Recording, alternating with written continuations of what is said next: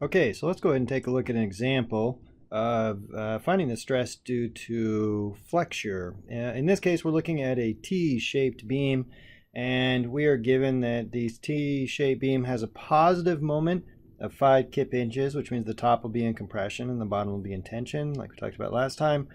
We see the dimensions are listed on the cross-section, and we want to find the maximum tensile and compressive stress in this cross-section with that moment.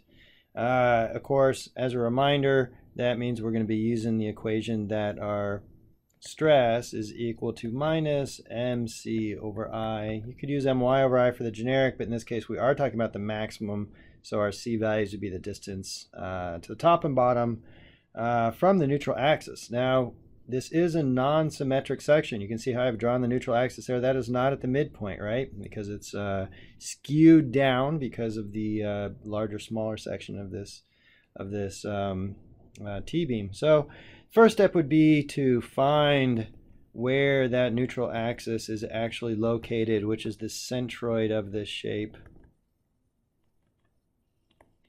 And to find the centroid, like we talked about last time, I can say that this y bar is equal to the sum of the area times the y bar of each individual shape divided by the sum of all of the areas. You can see I have them labeled shape 1 and shape 2. So if we look at shape number 1, then we're saying we have 1/2 the base. Sorry, the area is 2 inches by 1/2 inch. If I look at shape 1, then what I see is the area is 1.25 inches times 1/2 inch, and then I need its individual y bar above the bottom. See where I have this little, I'm saying the y bar is starting at this, I guess y equals 0 at the bottom and then moving up.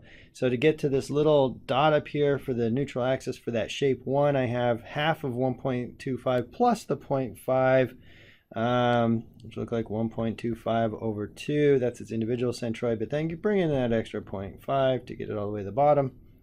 And then I have my second shape. So I have the area of the second shape, which is what? I have 2 inches by 1/2 inch, and then its centroid is 1/4 inch. I drew that little purple dot, and it's halfway up on that 0.5 inches. And we're going to divide by the total area, so that's my 1.25 times 0.5 plus this 2 times 0.5. And if I do all of that and I punch it in my calculator correctly, I think I got an answer of like 0.5865. I know I'm being a little sloppy with my units, but those are inches. And that's the distance from the bottom all the way up to where the neutral axis is. So the second step, once I have my neutral axis, is I would want to find my moment of inertia about the neutral axis.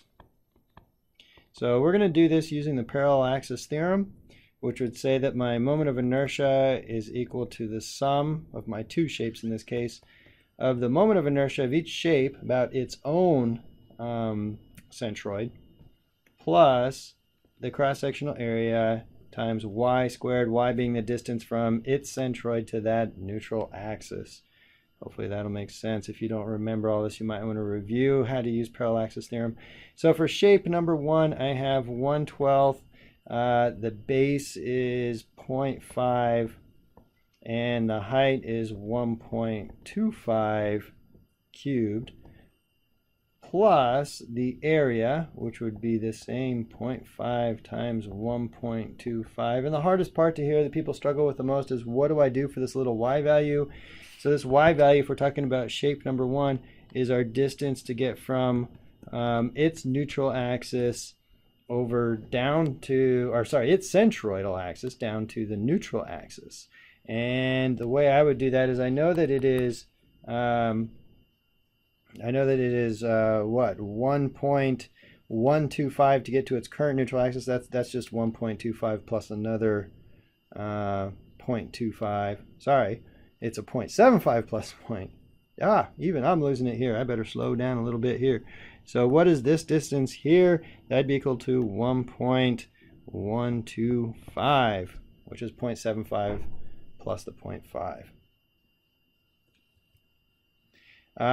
So then to get how far I need to move, I'm going to take that 1.125 and subtract out this 0.85865, and that whole quantity must be squared.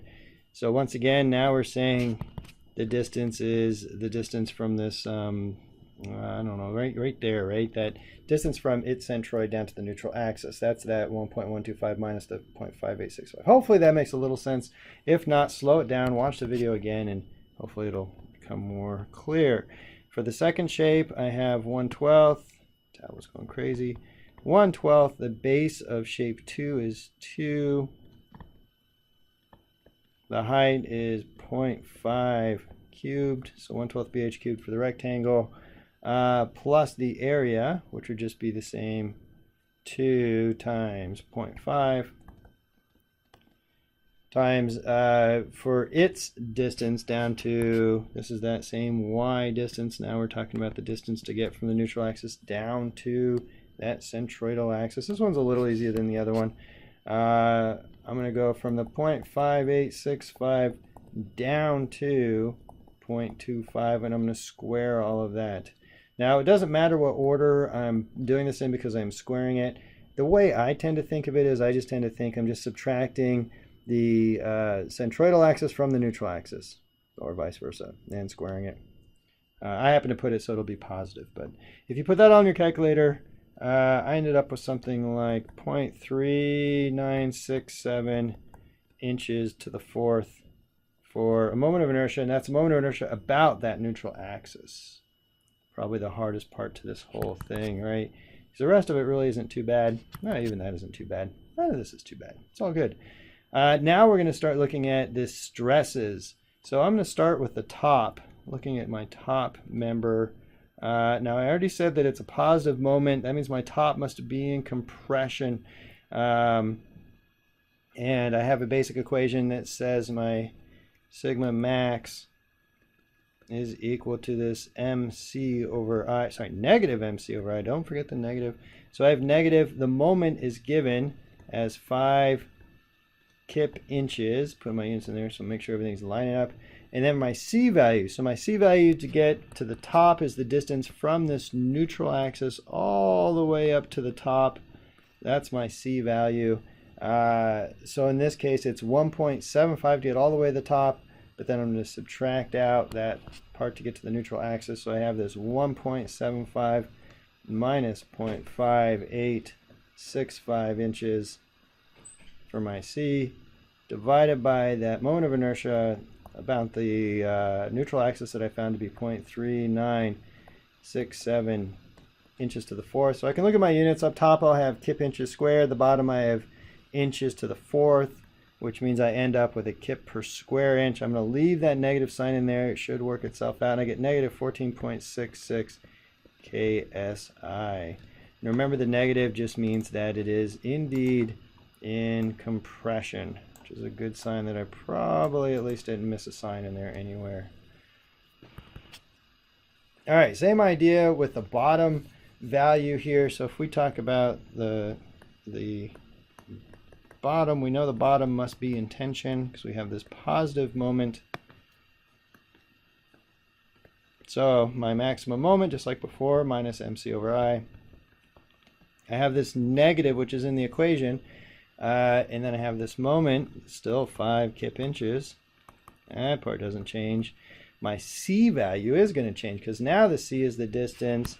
So this would be like the C to the compressive side, and this down here would be like the C to the tensile side. I know I don't normally label them CT and CC, but just to keep that straight in your mind, why there's two different C values. And also, if we were to call our neutral axis as y equals 0, what that in essence means is we're going in the negative direction. So with this y, the C in the negative y direction, I'm going to put another negative here. I have negative 0.5865 inches divided by that moment of inertia, which we found to be 0.3967 inches to the fourth, and that gives me like 7.39 KSI. Draw a little doodad around here. Now I could repeat this process at different y values, and I would find out that it is indeed linear, and I have something that, as far as this whole cross section of this T shape, let me try and kind of sketch it here. Rough sketch at best. What my stress would look like is on the top. Well, let's make that black instead. What this stress would look like is on the top, I'm compressive, and I have a value of 14.66 KSI. And I'm not putting the negative on this little diagram because I'm already showing it in the negative direction. And on the bottom, I'm positive, but only like 7.39. If I were to draw a line from one to the other, what I should see is that there's a zero right through that neutral axis. I misfired on that one, but you get the idea, right? Something like neutral axis, something like that. And like I said, it's linear throughout. So if you wanted to know the stress at any particular place, you could recalculate it, but you can also see that it's linear and probably do like a similar triangle type of thing.